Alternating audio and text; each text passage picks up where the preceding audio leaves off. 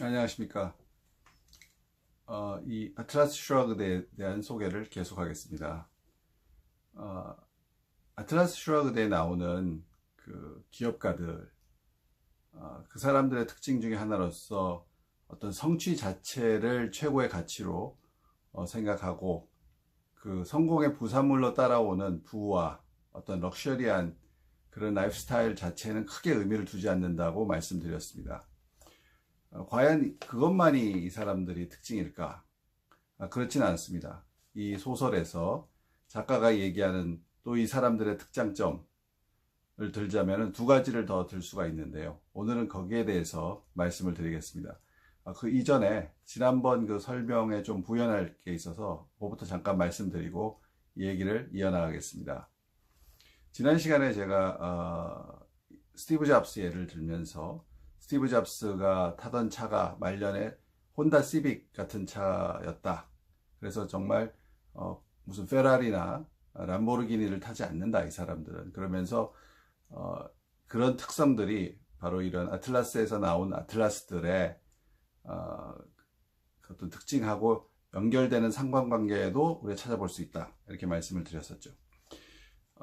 물론 그것 자체가 그렇게 중요한 것이냐 하는 것은 또 여러 가지 평가와 의견이 있을 수 있다고 생각합니다. 사실 이 아틀라스 슈라그 소설을 봐도 거기 나오는 주인공 중에 한 명인 행크 리어든이라는 철강 혁신기업가가 있는데 이 리어든 같은 경우는 이 소설에서 묘사되기로 해먼드 상표가 붙은 자동차를 타는 걸로 나와 있어요. 근데 아마 제 느낌에는 미국적 기준에서 보면 캐딜락 정도 되는 상당히 그래도 좋은 차, 비싼 차가 아니었나 싶어요.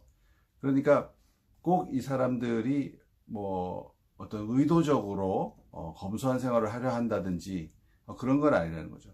자기의 목적에 맞는 소비를 할 뿐이다. 그러나 럭셔리 자체를 추구하는 삶은 아니다. 이런 얘기고 이 행크 리어든 같은 경우 보면 이 해먼드 차를 직접 운전을 하면서 전국을 누빕니다. 자기 비즈니스를 위해서.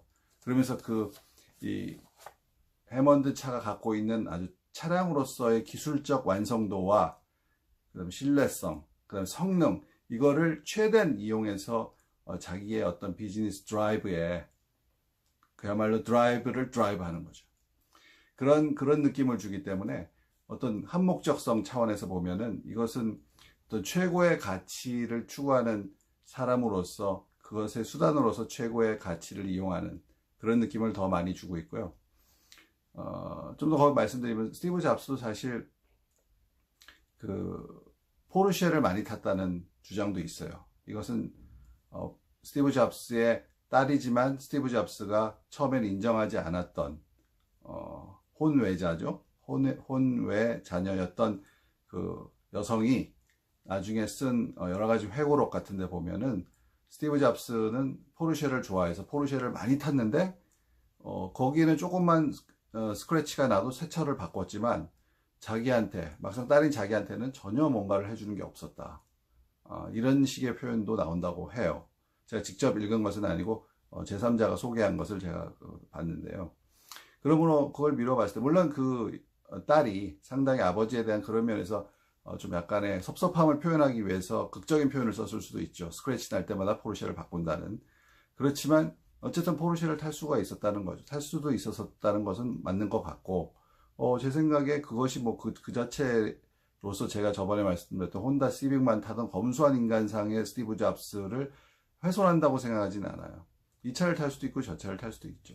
그러나 그 차에 무슨 엄청난 가치를 부여하고 그것이 자신의 어떤 성취와 모든 것을 상징하는 어떤 의미로서 포르쉐를 생각하지는 않았을 거다라고 생각하죠. 최소한 아틀라스 슈라그대에 나온 주인공과 같은 정신세계를 갖고 있다면 그럴 것이라고 생각을 합니다. 사실 이렇게 우리가 돈을 많이 번 사람들, 성공한 사람들의 그 라이프 스타일에는 상당히 그 상반된 그런 모습들이 많이 나타납니다. 차를 말씀을 드렸으니까 말 나온 김에 좀 와인에 대해서 한번 말씀드릴게요. 와인도 우리가 지금 한때 우리나라에서 굉장히 붐이 일었었고 고가 와인도 우리나라에서 꽤 많이 팔렸다 이런 뉴스도 많이 나왔는데요. 여러분 그 2000년에 미국에서 그 당시로서 가장 큰 규모의 합병이 일어나요. 그것이 바로 AOL이라는 인터넷 서비스 프로바이더 회사죠. 우리로 따지면 그 당시에 하이텔이나 천리안 같은 회사인데, 그게 당시 미국에서 가장 큰 서비스를 하고 있던 회사였고, 그 다음에 타임워너라고 하는 아주 오래되고 전통이 있는 대형 미디어와 엔터테인먼트 회사가 있죠. 이 두 회사가 합병을 합니다. 합병을 하는데, 그 당시에 그 합병 비율을 어떻게 할 것이냐를 놓고 상당히 양자 간의 논쟁이, 어떤 그런 악유가 심했는데, 그걸 최종 타협하는 자리가 AOL 회장이었던 스티브 케이스의 집이었어요.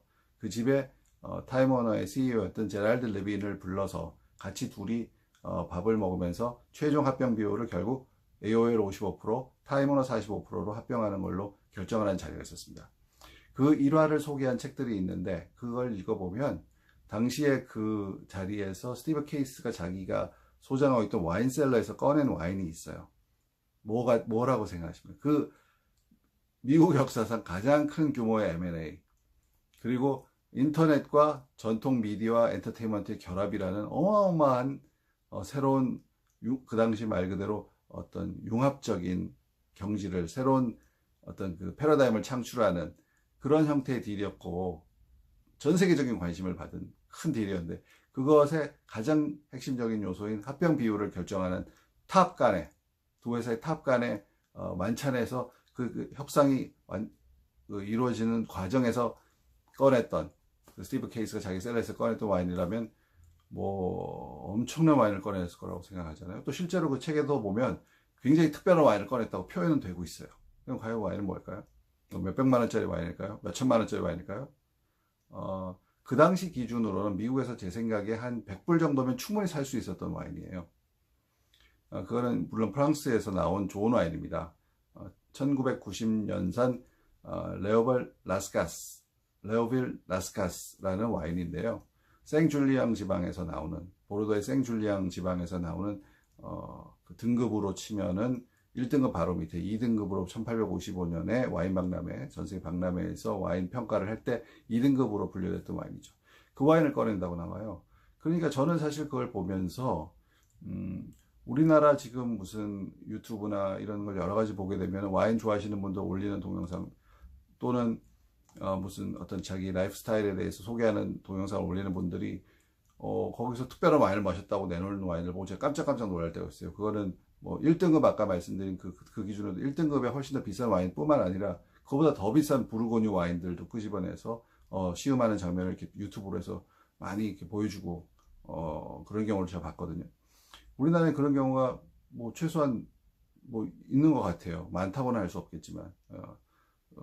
그런데 그 최고의 당시 M&A를 하면서 그 탑 간의 그 중요한 자리에 꺼낸 와인이 2등급 와인, 물론 2등급이 나쁜 건 아닙니다만은 한 100불 정도 하는 레오빌 라스카스라는 와인을 꺼냈다. 그래서 상당히 물론 그 와인이 100불 정도 하면 비싼 와인이지만 그 자리에 비춰봤을 때 제가 생각하는 최소한 기준에서 우리나라에서 제가 봐왔던 그런 와인 소개하는 파워 블로거라든지 아니면 아까 말씀드린 유튜버들의 소개하는 와인의 경지에 비하면 상대적으로 굉장히 기대보다는 평범한, 표현이 이상합니다만 평범한 그런 와인이었어요. 그게 참 인상적이었던 게 있는데, 그러면서 이런 그 AOL이라는 회사도 이제 벤처를 시작해서 굉장히 커진 회사죠. 나중에는 물론 이 합병에 대해서 여러 가지 얘기가 많이 나오고 결국 성공하지 못한 합병의 대표적인 것으로 지금도 기록되고 있습니다만은, 그 얘기는 뭐 다음에 또 기회가 있으면 말씀드리고요. 어쨌든 그 에피소드만 띄워놓고 봤을 때는 그렇게 이 사람들이 뭐 아주 고가의 와인을 쉽게 열고 그렇게 마시고 이러지는 않는다는 걸 제가 느낄 수가 있었어요. 이것도 물론 이것이 전부는 아닙니다. 스토리의 모든 것은 아니죠. 미국 그 기업가의 모든 스토리의 전부는 아니에요. 우리가 이제 봤던 영화니까 어떤 극화됐겠지만은 블루 제스민이라는 영화 있었죠. 케이트 블랜쳇이 나온 블루 제스민이라는 걸 보면 미국의 그 금융산업에 종사하던 남편을 둔 여자가 이 제스민인데 이 여자가 과거에 굉장히 남편이 그 잘 나갈 때 호화로운 삶을 살다가 이제는 그것이 이제 그 금융위기가 와서 남편 사업이 몰락함으로써 이제 그 바닥으로 떨어져서 여러 가지 그 갈등을 겪고 혼란스럽게 살아가는 그런 얘기거든요. 정신적인 타격을 받아서. 근데 그 전에 잘 나갈 때 시절이 나오는데 만찬장에 블루 제스민, 그러니까 제스민이 와인을 마십니다. 그 사람들하고 같이 마시는데 그게 이제 샤또 마고라는 샤또 마고라고 하는 1등급 와인이에요. 그걸 마시는데 그냥 그걸 뭐 정말 평범한 와인처럼 막 마시면서 서빙하는 사람한테 메이드한테 이거 한 병 더 가져와. 너무 쉽게 그거에 1,000불 이상 하는 와인인데 그 좋은 빈티지는 그런데 그렇게 쉽게 또 한 병을 가져와 이렇게 얘기하는 그런 장면도 나오고요. 그리고 좀 지났습니다만 제 기억에 2001년 아마 여름 정도, 잠깐 확인해볼게요. 2001년 여름에 그 영국에서 바클레이스라는 금융기관, 바클레이스 캐피탈이라는 금융회사에서 큰 어떤 채권과 파생상품 딜을 성공시킨 게 있었대요. 그거에 참여했던 6명의 그 직원들이 여러분 고든 램지 아시잖아요? 네, 고든 램지가 운영하는 런던의 패트리스라는 레스토랑에 가서 축하 디너를 했는데 이때 그 마신 와인들이 화제가 됐습니다. 나중에 다 밝혀졌는데 이름하고 똑같이 레스토랑 이름하고 똑같이 샤토 패트리스라는 아주 또 보르도에서는 가장 비싼 와인이죠. 보르도에서 나온 와인 중에는 최고가의 와인인 패트리스를 3병 마시는데 또 빈티지가 대단해요. 1945년산, 46년산, 47년산. 그러니까 아주 오래된 빈티지 와인들이죠. 그러니까 비쌀 수밖에 없겠죠. 더구나 더 비싸겠죠. 그래서 45년 패트리스는 11,600파운드, 46년 패트리스는 9,400파운드, 47년 패트리스는 12,300파운드입니다. 12,300파운드면 당시 거의 우리나라 돈으로 하면 1파운드가 2,000원 가까이 했거든요. 그렇게 보면 이거는 거의 얼마입니까? 2,400만 원. 2,400만 원에 육박하는 그런 와인을 한 병에 그거를 마셨고 이것도 3병, 2급을 3병을 마시고 그 다음에 화이트 와인은 1,400파운드짜리를 하나 마시고 디저트 와인이라고 해서 달콤한 와인 있죠. 이거는 또 9,200파운드짜리를 마시고 그 다음에 뭐 샴페인 마시고 비어 이거는 뭐 크진 않습니다만 가격이 이게 다 마셨더니 와인값만 주류값만 다 합쳐서 44,000파운드. 그러니까 2,000대 1로 하면은 8,800만 원. 그러니까 8천만 원 잡고 8천만 원치를 저녁에 먹었어요. 6명이서. 그래서 고든 램지가 너무 고마워서 매상을 많이 올려서 고마워서 그날 먹은 음식값은 다 빼줬답니다. 와인값만 차지를 했대요. 음식값은 너무 이게 상대적으로 작으니까 그 자기 음식이 아마 자존심이 강했었을 것 같은 고든 램지가 음식값은 빼주고 와인값만 차지했던 거예요. 44,000파운드. 근데 이게 알려져서 이 사람들이 굉장히 비난을 많이 받아요. 그래서 이 중에 5명은 결국 바클레이스를 떠납니다. 어떻게 보면 사퇴할 수밖에 없는 상황이 돼서 사퇴를 한 거죠. 이런 일들도 있었어요. 그러니까 이게 뭐 한쪽으로만 볼 수는 없어요. 굉장히 호사스럽게 하는 사람도 있어요. 물론 이런 경우는 되게 제스민도 그랬고 이 바클레이스에 있는 사람들도 그 금융업에 종사하는 사람이라는 거 있지만 그렇다고 우리가 또 일반화시킬 수는 없는 거고요. 또 아까 말했던 스티브 케이스 같은 AOL 회장도 있고 이런 사람들은 상대적으로 또 그런 좀 다른 측면을 보여주는데 그렇다고 이분들은 뭐 엔트리프리노어 출신의 기업가라서 또 아틀라스 슈워드와 그런 비슷한 면을 찾을 수 있는 사람이라서 검소하다 이렇게 일반화시킬 수는 없어요. 근데 분명한 거는 결국은 진실의 순간은 구별하는 거는 이 소설 기준으로 얘기하자면 이 존 고울트가 건설한 그 현실 속의 아틀라스에 가서 생활할 수가 있느냐는 거죠. 그게 관건이에요. 거기 가려면 모든 걸 버려야 돼요. 이런 부와 호사스러운 이 지금 있는 세상에서를 다 버리고 그냥 거기 아틀란티스에 가서 정말 자신의 아이디어와 자신의 그야말로 노력으로서 자기가 하고 싶은 일을 그냥 마음껏 하는 거거든요. 그걸 과연 할 수 있느냐. 거기서 어차피 해봐야 밖에 큰 세상만큼의 부는 거기서 만들 수 없죠. 물론 이 사람들은 권토 중매할 날을 기다리지만 일단 아틀란티스에 있는 동안은 시장이 훨씬 작은 시장이니까 그런 진짜 이 현실 세계의 세상, 이 밖의 세상에서 뭐 누릴 수 있는 부를 누릴 수는 없잖아요. 그런데도 거기서 그걸 즐기면서 이건 내가 하고 싶은 일을 내 맘대로 하고, 그리고 그 결과물도 내가 다 갖고, 그 어떤 규제와 어떤 그 제한도 없는 속에서 자신의 성장을 위해서 모든 자기의 재능을 쓰는, 그것이 나의 부다라고 생각하고 살고 있다는 거죠. 과연 그렇게 버리고 갈 수 있냐? 이건 물론 소설이니까 극단적인 예지만, 그걸 뒤집어서 얘기하면 정말 자기 일 자체, 자기의 성장하는 것 자체, 또 어떤 그 일에서 느끼는 성취감 자체의 기준을 두느냐, 이런 것들이 역시 중요한 거 아닌가, 이런 생각을 다시 한번 하게 됐다는 말씀드리고, 보다 중요한 얘기는 과연 이 사람들이 갖고 있는, 그러면 아틀라스들이 갖고 있는, 이 소설의 아틀라스들이 갖고 있는 가치, 또 그들의 덕목은 뭐냐. 전 두 가지라고 있다고 아까 말씀드렸는데, 첫 번째는요, 중요한 것이 이 사람들이 추구하는 어떤 탁월성입니다. 탁월성. 그냥 보통 기준이 아닌 탁월성을 갖다 추구한다는 거죠. 그러니까 이 사람들은 그 최고의 경지에 오르는 것, 어떤 최고의 성과를 내는 것, 그것만큼 중요한 것이 없다. 그것을 추구한다. 이런 것이 있어요. 그 표현을 여기서 또 소설에서 찾아보면요, 이런 말이 나옵니다. 여주인공이 한 말인데, 어떤 사람이, 그러니까 어나더 아틀라스죠. 이 사람이 힘들다, 이제 세상에 너무 말 그대로 자기 꿈을 펼치기 힘들다 얘기하면서 어느 정도 타협하거나 아니면 내가 다 이걸 포기해야 되지 않느냐, 이런 말을 하는 장면이 있는데, 여기에 대해서 여주인공이 무슨 소리냐, 당신은 최고의 실력을 갖고 최고의 경지를 추구하는 사람인데 절대로 포기하지 마라, 얘기를 해주면서 이런 말 하죠. Nothing can make it moral to destroy the best. Nothing can make it moral to destroy the best. 최고의 것, 더 베스트를 파괴하는 것은 그 어떤 것도 도덕적인 것이 될 수 없다. 어떤 명분과 어떤 이유로 이것을 못하게 하고 그것의 격을 떨어뜨린다 하더라도 그것은 다 정당화될 수 없다.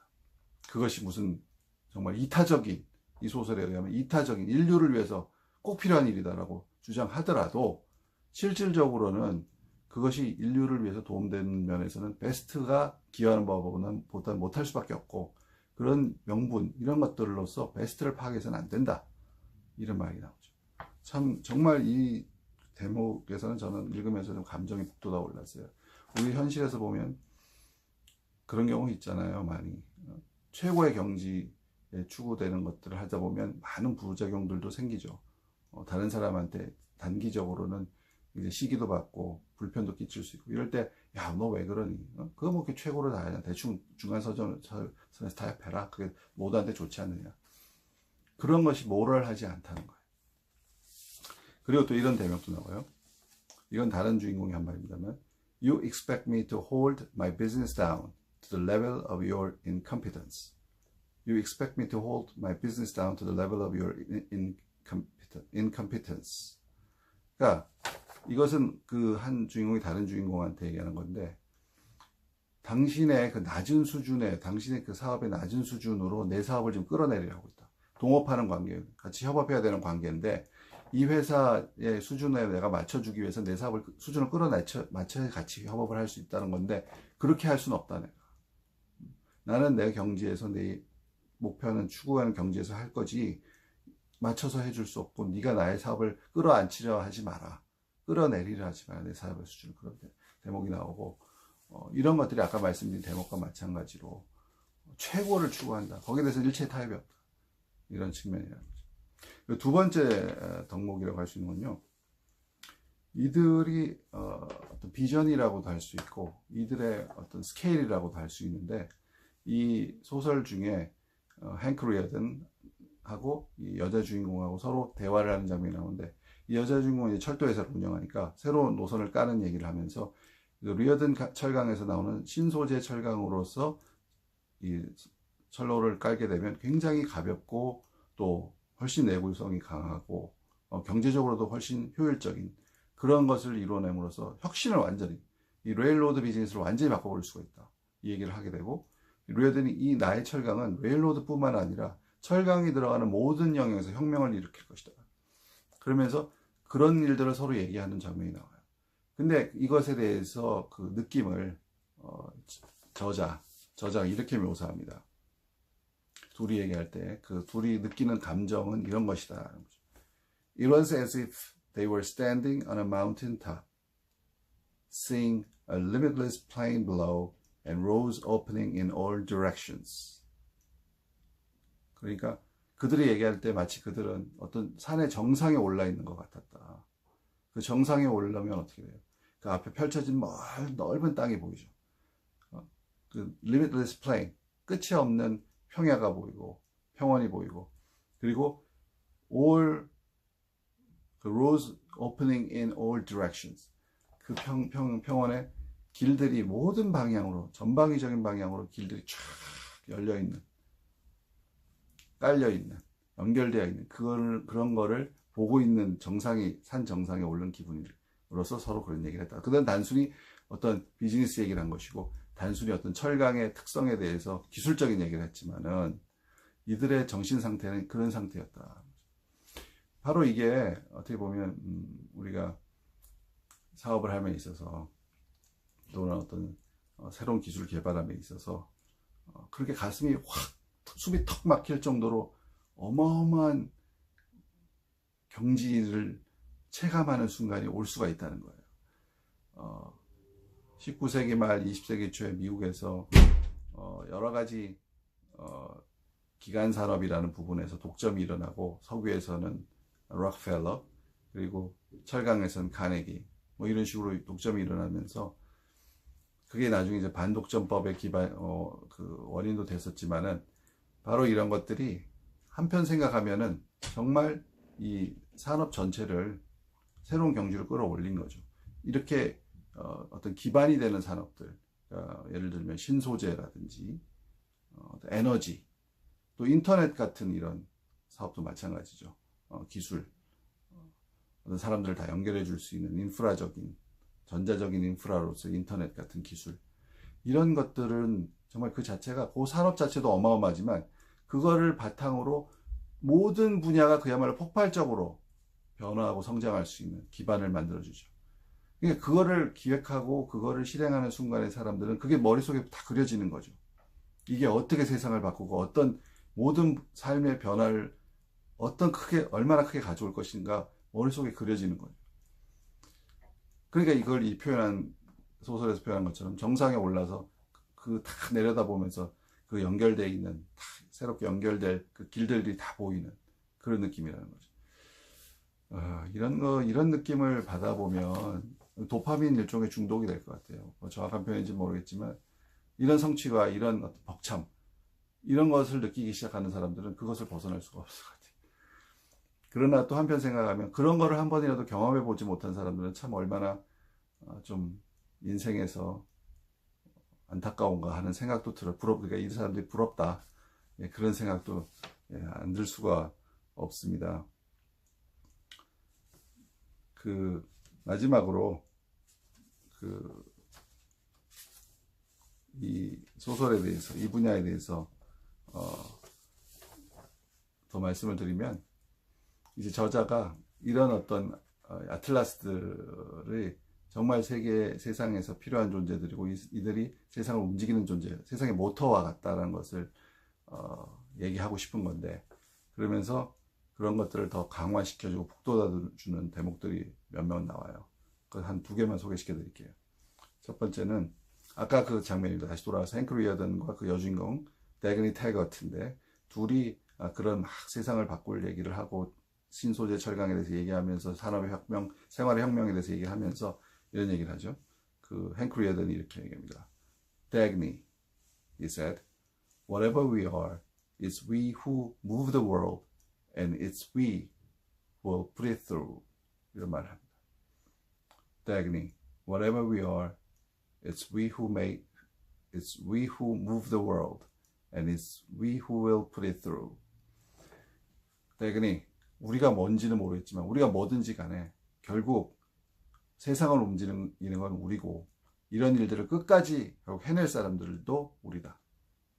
결국 이들이 세상의 진정한 의미의 참진보와 혁신을 일으키는 사람들이다 라는 이런 표현을 하게 함으로써 이 작가가 다시 한번 이런 생각, 자신의 생각을 독자들한테 한 번 더 강조하고 있어요. 또 하나의 대목은요, 이런 사람들, 아틀라스들이 엄청난 성취를 이뤄내잖아요. 그리고 성취를 또 사람들한테 프리젠트하는 장면들, 순간들이 있지 않습니까? 이 소설에서는 그렇게 깔은 선로를 이용해서 처음으로 그 데그니 태거트가 운영하는 철도 회사가 노선을 개통시킵니다. 개통식하는 장면이죠. 그러니까 사람들은 이게 가능할까? 그런 게 과연 그런 철강으로 만든 이렇게 지금까지 전에 본 적이 없었던 빠르고 그리고 안전한 철도가 과연 가능할까? 하면서 다 몰려들으면서 구경하러 갑니다. 큰 프레스 이벤트가 되죠. 퍼블릭한 어떤 이벤트가 되는데, 이 광경에 대해서 왜 이렇게 사람들이 몰려드느냐, 작가가 이렇게 쓰고 있어요. They should want it to see because the sight of an achievement is the greatest gift a human being could offer to others. They should want it to see because the sight of an achievement is the greatest gift a human being could offer to others. 성취의 어떤 광경이라는 것은 한 인간이 다른 동료 인류에게 줄 수 있는 최고의 선물이다. 인간의 아까 말씀드린 두 가지 장점, 비전과 탁월성의 추구가 현실화돼서 그것이 성취의 광경으로 나타난 그것은 사람들이 와서 볼 수밖에 없다. 왜? 그것이야말로 한 인간이, 아틀라스죠, 이 소설에서. 아틀라스가 다른 인류의 다른 사람들에게 줄 수 있는 최고의 광경이기 때문에 사람들 몰려들게 돼. 우리가 그런 거 보면 다, 진짜 이런 게 있으면 사람들이 다 몰려들잖아요. 예를 들어서 그 나사에서, 플로리다에서 우주선 쏘아 올리면 사람들 다 몰려들어서 보잖아요. 텔레비전으로도 보고요. 그 현장 근처에서도 멀리서 이렇게 다 모여서 바라보잖아요. 그것은 왜 보느냐? 신기해서? 물론 그렇죠. 놀라워서. 예, 그렇죠. 그러나 그 속에서 들어있는 진짜는 그것을 만들어낸 사람들의 어떤 탁월성과 비전이 현실화돼서 성취로 나타나는 것은 사람들한테 큰 구경거리뿐만 아니라 감동과 또 영감을 준다는 것이죠. 바로 그렇기 때문에 이런 것이 세상을 좋게 긍정적으로 변화시키는 중요한 요소가 된다. 이런 얘기를 작가는 하고 있는 것이고요. 마지막으로 이런 이제 아틀라스 슈라그드에 나온 아틀라스들에 대한 얘기는 요 문장으로 이제 좀 정리를 하고 싶어요. 이들의 어떤 현실에서의 모습, 어떤 외모, 사람들한테 어떻게 나타나는가, 이런 걸 얘기하면서 이 쭉 말씀드렸던 스티브 잡스 형의 어떤 엔트리프리노어들, 기술을 이용해서 혁신을 일으켜서 인간의 삶을 좋은 쪽으로 변화시키는 일을 하는 사람들과의 어떤 모습에서의 공통점도 좀 찾아보실 수 있을 것 같아요. 이렇게 되어 있습니다. 행크 리얼든에 대한 외모 묘사입니다. They saw the boy who had been Hank Reardon at 18. He saw the tension of the face, the speed of the walk, the drunken exhilaration of the body, drunk on the energy of sleepless nights, the proud lifts of the head, the clear, steady, ruthless eyes, the eyes of a man who drove himself without pity toward that which he wanted. 이 사람 행크 리어든의 느낌이 마치 18살의 모습과 그때 같았다는 거죠. 그렇게 올인해서 일을 할 때, 성취를 추구할 때 그 모습, 18살의 보통 18살 때의 모습과 비슷할 정도로 아주 에너지가 넘쳤는데, 그 특징은 얼굴은 긴장돼 있고, 어떤 목표에 집중해 있으니까 긴장돼 있었겠죠. 그리고 빠른 발걸음 바르고, 그리고 몸이라는 것은 어떤 흥분과 에너지에 막 이렇게 마치 술에 취하듯이 그렇게 취해서 막 움직이고, 그리고 며칠 밤을 못 자고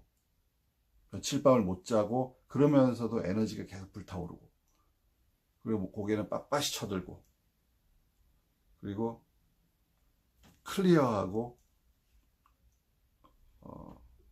단호하게, 클리어하고 스테디하고 아주 가차없는 전혀 타협하거나 양보하지 않는 그런 눈빛, 마치 그 사람들이 스티브 잡스의 눈빛에 대해서 형형한 눈빛이라는 표현을 많이 썼잖아요. 그런 느낌이죠. 그리고 목표를 향해서 모든 것을 바치고 자기를 막 혹사시킬 정도로 드라이브를 거는 그런 사람의 어떤 눈빛, 그런 것을 가지고 있었다. 그런 모습이었다. 이렇게 나타납니다. 바로 이것이 이 작가가 얘기하는 아틀라스들의 어떤 모습이고, 바로 이런 것들이 여기서 주인공들이 추구하는 삶의 어떤 단편적으로 나타나는 외향이 아닐까, 외형이 아닐까, 이런 생각을 하면서 오늘 녹화는 이걸로 마치고, 다음번에는 또 다른 측면의 포커스를 맞춰서 아틀라스 슈라그들을 소개시켜 드리도록 하겠습니다. 네, 감사합니다.